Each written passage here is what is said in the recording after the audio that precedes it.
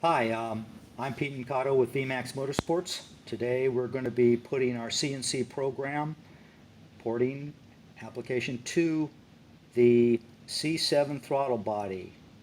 2015-2016 comes in the C7 Corvette, also the 6.2 liter truck applications. This is the stock throttle body, and we'll be machining it with our CNC program.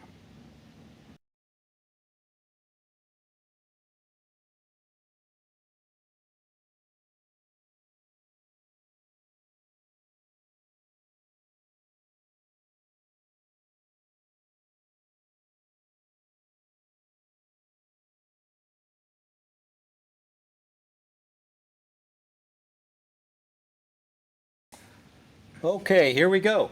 Off the machine. CNC's done its job, all the porting work, right to the program. Every time to the prototype.